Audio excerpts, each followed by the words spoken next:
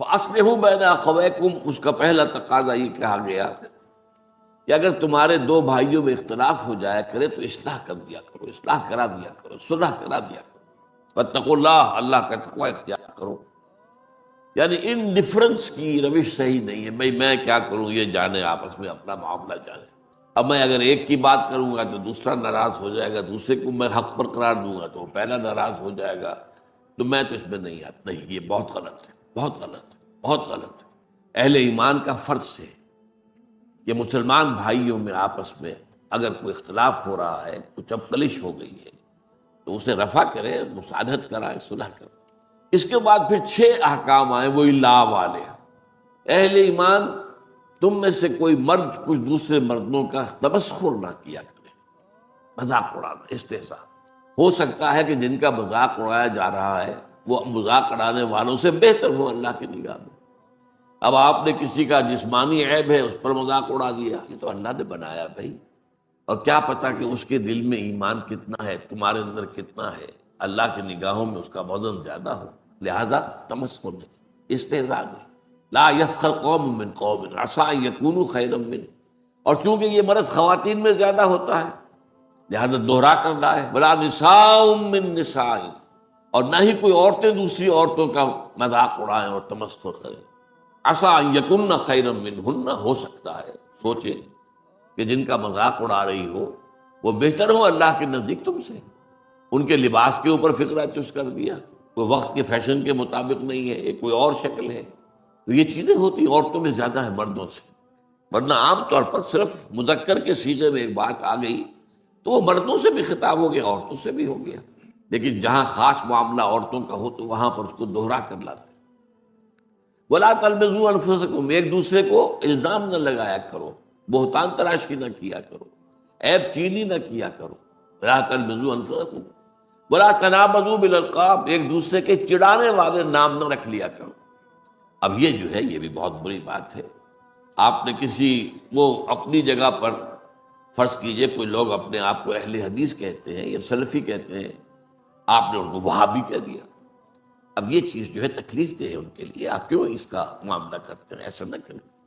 جماعت اسلامی کے لوگ ہیں، مودودی ہیں، اب یہ بھی کوئی صحیح نہیں انداز نہیں ہے آپ کا. یہ تو یہ ہے کہ ان کو وہ جماعت اسلامی کے رکن ہے، آپ اسی اعتبار سے انہیں یاد کریں. وَلَا تَنَابَزُوا بِالْأَلْقَابِ بِئْسَ الِاسْمُ الْفُسُوقُ بَعْدَ الْإِيمَانِ، ایمان کے بعد تو یہ برے نام بھی برے. عمل تو دور کی بات ہے، یہ زبانی کلامی بھی جو تم بات کر دیتے ہو، تم سمجھتے ہو کہ شاید اس پر کوئی گرفت نہیں ہوگی، اللہ تعالیٰ کے ہاں تو اس کی بڑی گرفت ہوگی. ہم وہ حدیث پڑھ چکے ہیں، حضرت معاذ سے کہا تھا حضور نے کہ معاذ سکلت کا امک کا یا معاذ، لوگوں کو جہنم میں اونگھے منہ ڈالنے والی شے اس زبان کی کھیتیوں سے بڑھ کر اور کوئی نہیں ہے. زبان جو ہے کیونکہ بے لگام ہوتی ہے، اس میں کوئی طاقت نہیں لگی، کچھ خرچ نہیں آیا، جو چاہا بک دیا. لیکن ہر لفظ جو ہے تمہارے منہ سے نکلا ہوا وہ یا تو جنت میں جا کے پودا بن جائے گا اور یا جہنم کا کوئی جھاڑ جکاڑ بنے گا جو تمہیں آخرت میں جا کے کاٹنا پڑے گا. اگلی آیت میں فرمایا اہل ایمان ایک دوسرے سے سوء ظن سے کام نہ لو. پہلے اسے انسان سمجھے کہ اس میں تو یہ خرابی ہے. بھائی آپ کے پاس کیا ثبوت ہے؟ وہ واقعہ ہو گیا ہے، کوئی ثبوت ہے تب ٹھیک ہے، آپ کوئی رائے قائم کریں. ایسے ہی بغیر کسی ثبوت اور واقعے کے آپ نے ظن قائم کر دیا. ان بعض الظن اسم، بعض جو ہے سوء ظن وہ تو اللہ کی نگاہ میں گناہ بن جاتا ہے، بہت بڑا گناہ بن جاتا ہے. ولا تجسسوا، اور دیکھو ایک دوسرے کی حالات کی ٹو میں نہ رہا کرو. بعض لوگ ہوتے ہیں جیسے مکھی کا کام ہے گندگی میں بیٹھے گی، اس کو اتنی فطرت ہے. کچھ لوگ جو ہیں وہ اس میں رہتے ہیں کھوج میں، اس گھر میں کیا ہو رہا ہے، اس میں کوئی دنگا ہے یا نہیں، فساد ہے کہ نہیں، ذرا سی کوئی اگر مل گئی بات اس کو لے اڑے. یہ ان کا ذوق ہوتا ہے. تو اس طریقے سے اس کو روکا. بھلا تجسس، بلکہ آج ہم جو حدیث پڑھ رہے ہیں اس کے برعکس ہے کہ اگر تمہارے کسی مسلمان بھائی کا کوئی عیب تمہارے علم میں آ جائے تو اس کے اوپر پردہ ڈالو، اسے بیان کرنا. خود تجسس کر کے لوگوں کے عیوب تلاش کرنا یہ تو بہت بری بات ہے. ولا یغتب بعضکم بعضا، اور دیکھو ایک دوسرے کی غیبت نہ کیا کرو. کسی مسلمان بھائی کے پیچھے اس کی کوئی برائی بیان نہ کرو. اور وہ پوچھا کہ حضور اگر وہ برائی اس میں ہو تب بھی نہ کریں. فرمایا تبھی تو وہ غیبت ہے، اگر وہ ہے بھی نہیں تو بہتان ہو گیا. پھر تو وہ تو بہت بڑا گناہ ہو گیا۔ ایک شخص کے اندر ایک عیب ہے، یہ کوئی برائی اس نے کی ہے، اس کے پیٹھ پیچھے اس کا ذکر مت کرو، ہاں سامنے کرو اور اب اس کے اوپر تنقید کرو تاکہ وہ اپنی اصلاح کرے۔ پیٹھ پیچھے کرو گے یہ غیبت ہے، اور اس کو اتنا برا کہا گیا کہ اَیُحِبُّ أَحَدُكُمْ أَن يَأْكُلَ لَحْمَ أَخِیهِ مَیْتًا، کیا تم میں سے کوئی شخص اپنے مردہ بھائی کا گوشت کھانا پسند کرے گا؟ فَكَرِهْتُمُوهُ، یہ بات تو تمہیں بری لگی بہت، لیکن تم جان لو کہ کسی مسلمان بھائی کی غیبت کرنا اخلاقی سطح پر وہی فعل ہے جو کسی مسلمان بھائی کا گوشت کھانا مردہ۔ کیوں؟ اس کے دیکھیے کیا اس کے اندر مناسبت کیا ہے۔ جو مردہ ہے وہ اپنا دفاع نہیں کر سکتا، آپ نے جہاں سے چاہا بوٹی اڑا لی، کوئی دفاع تو نہیں کر سکتا۔ اسی طرح جو شخص موجود نہیں ہے وہ اپنا دفاع نہیں کر سکتا، وہ موجود ہوتا تو بتاتا بھائی نہیں آپ کو غلط فہمی ہوئی ہے، یہ بات میں نے نہیں کہی ہے، یہ بات میں نے نہیں کی ہے، اس کا یہ پس منظر ہے، وہ کچھ نہ کچھ دفاع کرتا نا۔ جب وہ ہے نہیں وہ اپنی عزت کا دفاع نہیں کر سکتا، جیسے وہ مردہ جو ہے وہ اپنے جسم کا دفاع نہیں کر سکتا۔ بارہ یہ میں نے آپ کو بتایا یہ انداز ہے قرآن کا، جیسے کہ ہمارے کلمے کی بھی ترتیب یہی ہے، لا الہ الا اللہ، پہلے نفی، لا الہ نہیں ہے کوئی بھی معبود الا اللہ سوائے اللہ کے، تو منفی کے بعد اسی طرح سورہ بقرہ میں فرمایا گیا وَمَن يَكْفُرْ بِالطَّاغُوتِ وَيُؤْمِن بِاللَّهِ فَقَدِ اسْتَمْسَكَ بِالْعُرْوَةِ الْوُثْقَىٰ، جو شخص طاغوت کا کفر کرے اور اللہ پر ایمان لائے۔ طاغوت کون؟ جو بھی اللہ سے سرکش ہے، جو بھی اللہ کے باغی ہیں، جو اللہ کے بجائے اپنے آپ کو حاکم سمجھ بیٹھے ہیں، چاہے وہ حاکم فرعون اور نمرود کی شکل میں ہو یا آج کے دور میں عوام حاکم بن بیٹھے، جو چاہے قانون بنائیں گے، ہمارے نمائندے جائیں گے بنائیں گے، وہ شراب کو جائز قرار دیں، ہومو سیکسولیٹی کو جائز قرار دیں، ہومو سیکسول میرجز کے جواز کا فتویٰ دیں، بلکہ رجسٹر کریں، ایک مرد شوہر ہے دوسرا مرد جو ہے وہ بیوی ہے، قانون کی نگاہ یہی ہوگی، یا ایک عورت شوہر ہے اور ایک عورت کی بیوی ہے، قانون کی نگاہ میں تو یہ بات ہوگی، حالانکہ گویا کہ فطرت سے بغاوت کا معاملہ ہے۔ فطرت سے اللہ نے بنایا ہے عورت اور مرد کو، اس کی تخلیق، اس نے جو جسم بنائے ہیں، جو نفسیات بنائی ہے، وہ ایک دوسرے سے بالکل جدا ہے۔ تو اس حوالے سے تو در حقیقت یہ سب طاغوت ہیں۔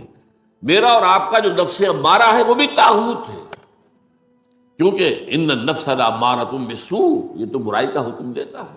یہ ہمارے اندر حیوانیت جو ہے یہ تو ادھر ہی چاہے گی، اس زبان کو تو چٹخارے چاہیے، چاہے حلال سے ہو چاہے حرام سے ہو، تمہیں تو دولت چاہیے چاہے حلال سے آئے چاہے حرام سے آئے، نفس تو کہے گا لے لو، یہ رشوت پیش ہو رہی ہے بھائی، یہ بڑی ضرورت بھی ہے تمہیں، تمہارے وہ بچے کی فیس نہیں گئی ہے اب یہ ہے لے لو، کیا حرج ہے؟ اور پھر یہ کہ وہ سبھی لیتے کوئی تمہیں تو نہیں۔ تو یہ سارے جو ہے ہیلے جو ہے وہ نفس سکھاتا ہے انسان، تو وہ بھی طاغوت ہے، ہمارا نفس طاغوت ہے۔ اور جیسا کہ میں نے کہا جو بھی اللہ کا باغی ہے وہ در حقیقت طاغوت ہے۔ آج کے دور میں اسٹیٹ جو ہے، ریاست، a secular state is the biggest طاغوت on earth۔ Secular کے معنی کیا ہے؟ ہمارا کسی مذہب سے، کسی آسمانی ہدایت سے، کسی آسمانی شریعت سے، کسی آسمانی وحی سے کوئی تعلق نہیں۔ ہاں یہ صرف انفرادی طور پر آپ شریعت محمدی کا انفرادی پہلو اس پر عمل کر سکتے۔ ہندو جو ہے وہ منو سمرتی، اگر ان کا کوئی قانون ہے وہ اپنی انفرادی زندگی میں کریں، اجتماعی زندگی میں کسی مذہب کا کوئی معاملہ نہیں، کوئی دلیل نہیں ہے کہ صاحب قرآن میں یہ لکھا، قرآن میں لکھا رہے، پڑھ لیا کرو، تلاوت کر لیا کرو۔ یہاں جو ہے ہمارا نظام سیکولر ہے، اس میں مذہب سے کوئی تعلق نہیں، یہ سب سے بڑا تعاون ہے۔ تو اس اعتبار سے قرآن کہتا ہے وَمَن يَكْفُرْ بِالطَّاغُوتِ وَيُؤْمِن بِاللَّهِ، پہلے طاغوت کا کفر کرنا لازمی، لا الہ، اور پھر الا اللہ ہے، تو پہلے طاغوت کا انکار اور کفر اور اس سے بغاوت، اور پھر اللہ پر ایمان۔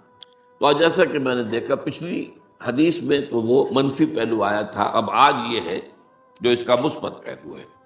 فرمایا، یہ حضرت ابو ہریرہ نے روایت کیا ہے رضی اللہ تعالی عنہ، اور مسلم شریف میں، صحیح مسلم میں موجود ہے۔ حضور ارشاد فرماتے من نفس عن مومن کربۃ من کرب الدنیا نفس اللہ عنہ کربۃ من کرب یوم القیامہ، جس شخص نے کسی مومن کی دنیا کی سختیوں میں سے، دشواریوں میں سے کسی دشواری اور سختی کو دور کیا، اللہ تعالیٰ قیامت کے دن اس کی سختی اور دشواریوں کے اندر سے کمی کرے گا۔ یہاں اہل ایمان کے ساتھ اگر حسن سلوک کرو گے اس کا اجر اللہ کے ہاں دے گا۔ اللہ تعالیٰ وہ سختیاں جو ہے یوم القیامہ بڑی شدید اس کے جو احوال ہے، وہ جو کہا جاتا ہے روایت کے طور پر کہ پسینہ جو ہے وہ گردنوں تک آیا ہوا ہوگا اور سورج جو ہے وہ سوا نیزے پر ہوگا، یہ چیزیں جو ہے بات کو سمجھانے کے لیے۔ بہرحال اس وقت کی سختیوں کو اللہ تعالیٰ جو ہے آسان کر دے گا اپنے اس بندے کے لیے جو مسلمان بھائی کی، جس نے کسی سختی کو اور کسی تنگی کو اور کسی مشکل کو رفع کیا۔ وَمَنْ يَسَّرَ عَلَى مُعْسِرٍ يَسَّرَهُ اللَّهُ عَلَيْهِ فِي الدُّنْيَا وَالْآخِرَةِ، اور جس نے آسانی پیدا کی کسی ایسے شخص پر، کسی ایسے مسلمان پر جو کسی مشکل میں ہے، تنگی میں ہے، مصیبت میں ہے، تنگ دستی بھی ہو سکتی ہے، تو اگر آپ کے اختیار میں ہے کہ آپ اس کی اس جو ہے تکلیف کے اندر آپ کمی کر سکیں اور اس کے لیے آسانی کا راستہ پیدا کر دیں، یا مثلاً آپ نے کسی کو قرض دیا تھا اور قرض کی ادائیگی کا وقت آ گیا، اس نے کہا تھا 2 سال کے بعد میں دے دوں گا واپس، اب اس کی پوزیشن نہیں ہے، وہ کسی ایسی حالت کے اندر ہے کہ ادا نہیں کر سکتا، تو اب آپ آسانی کریں، یہ نہ ہو کہ اس کے سر پر سوار ہو جائے، بلکہ یہ کہ آسانی کر دیں۔ قرآن مجید میں تو جہاں سود کی حرمت کا حکم آیا وہاں یہ بھی آیا ہے وَإِن تَعْفُوا خَيْرٌ لَكُمْ۔ دیکھو، اگر ایک تو یہ کہ تمہارا مقروض جو ہے اگر نہیں دے سکتا تو اس کے لیے مہلت بڑھا دو، کوئی حرج نہیں، اور اگر معافی کر دو تو یہ سب سے بہتر ہے۔ آخر تمہارا مسلمان بھائی ہے، اس نے تم سے قرض لیا تھا، اور قرض ظاہر بات ہے آدمی دیتا ہے اپنی اضافی جو دولت ہے، جو بھی اس کے پاس بچت ہے اسی میں سے دے گا، اور وہ جو ہے اس کے بارے میں تو یہاں تک فرمایا سورہ بقرہ میں کہ یسألونک ماذا ينفقون قل العفو، اے نبی یہ آپ سے پوچھتے ہیں کتنا خرچ کریں ہم اللہ کی راہ میں، انفقوا انفقوا انفقوا انفقوا، تکرار تو بہت ہو رہی، کتنا؟ فرمایا جو بھی تمہاری ضرورت سے زائدہ دے دو، لیکن یہ روحانی تقاضا ہے، یہ قانونی تقاضا نہیں ہے۔ قانونی تقاضا بعض لوگوں نے اس کو قانونی بنا دیا اور اس رائے پر پہنچ گیا، ان میں حضرت ابو ذر غفاری رضی اللہ تعالیٰ عنہ جیسے جلیل القدر صحابی بھی تھے کہ کوئی سونا چاندی اپنے پاس رکھنا مطلقاً حرام نہیں، یہ ان کے اندر چونکہ انتہائی زہد تھا تو اس کا یہ مظاہرہ ہوا، لیکن یہ ہے کہ یہ ہے آپ نے جو کوئی دولت آپ کے پاس تھی آپ نے اس میں زکوٰۃ ادا کر دی، باقی آپ کا ہے، آپ اپنے پاس رکھ سکتے ہیں، اور وہ آپ کی اولاد کو منتقل ہو سکتا ہے۔ وراثت کا قانون آخر کب کیسے لاگو ہوگا؟ اگر اپنے پاس کچھ رکھنا ہی نہیں ہے تو وراثت کس کی ہوگی؟ تو قانون کا معاملہ اور ہے، میرا اس پر کتاب چاہے بہت اہم، اسلام کا معاشی نظام، کہ وہ 2 نظام ہے اسلام کے معاشی، ایک ہے روحانی لیول کے اوپر، احسانی لیول کے اوپر، ایک ہے قانونی لیول کے اوپر۔ قانونی لیول پر آپ نے جو کمایا حلال سے کمایا، حرام سے نہیں کمایا، اور اگر ایک وہ آگے بڑھ گیا نصاب سے تو زکوٰۃ دے دی، اب قانونی طور پر باقی تمہارا ہے۔ روحانی کیا ہے کہ اس کو بھی اللہ کے راستے میں دے دو، یسألونک ماذا ينفقون قل العفو۔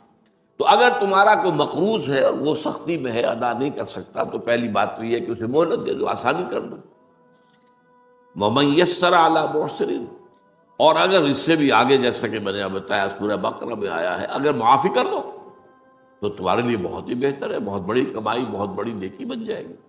یسر اللہ علیہ فی الدنیا والآخرہ، تو جو شخص اپنے کسی مومن بھائی کی کسی تنگی کو، سختی کو نرمی میں بدلے گا تو اللہ تعالیٰ دنیا اور آخرت میں اس کے لیے آسانیاں پیدا کر دیں گے۔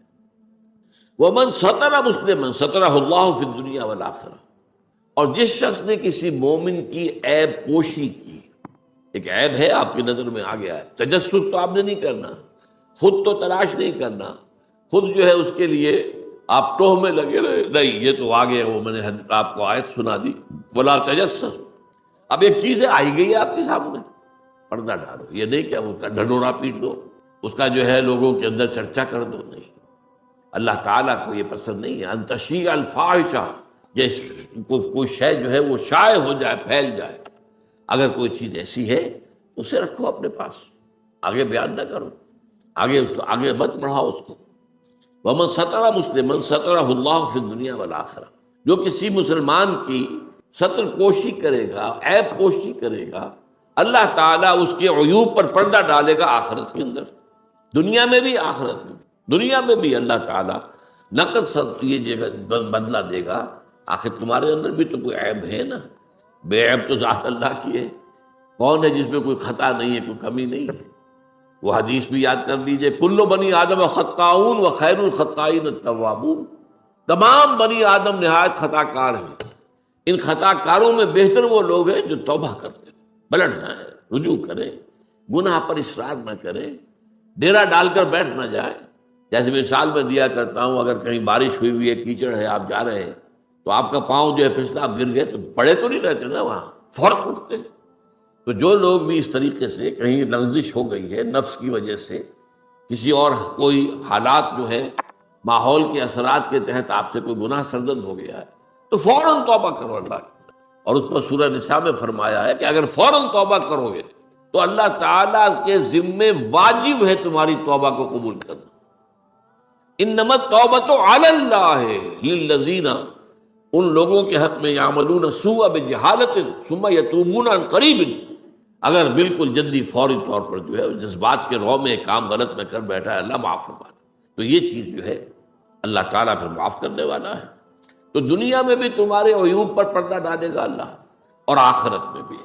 واللہ فی عون العبد ما کان العبد فی عون اخیہ، کس قدر پیارے یہ جو تعلیمات ہیں آپ اندازہ کیجیے، کس قدر عمدہ اور جامع الفاظ کے اندر۔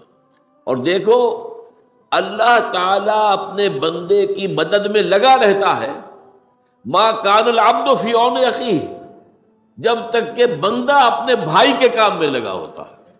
آپ اپنے بھائی کے کام میں لگے ہیں، آپ وقت لگا رہے ہیں، اللہ تعالیٰ آپ کے کام میں لگ جائے گا، آپ کی ضرورتیں پوری کرے گا۔ اب یہ اونچا درجہ دیکھیے، خدمت خلق ہے، کسی بھائی کی مدد ہے، اس میں وقت بھی لگ رہا ہے۔ کوئی ایسا شخص ہے جو مظلوم ہے اور وہ آپ سے آ کے کہتا ہے کہ صاحب فلاں حاکم کے پاس جا کر بتائیے میری بات، وہ میری بات تو کوئی سن نہیں رہا ہے، تو اگر اس کی بات حق ہے اور آپ جا کر جو ہے شفاعت کرتے ہیں، اس کی سفارش کرتے ہیں، یہ شفاعت حسنہ کہلاتی ہے، اس میں بڑا اجر و ثواب ہے۔ اب آپ جائیں گے اس کے ساتھ اور جا کر اپنا وقت لگائیں گے تو ظاہر بات ہے کہ اس پر آپ اس کی مدد میں جا رہے ہیں نا، تو اب اتنے عرصے تک آپ کے سارے کام اللہ سنبھال لے گا۔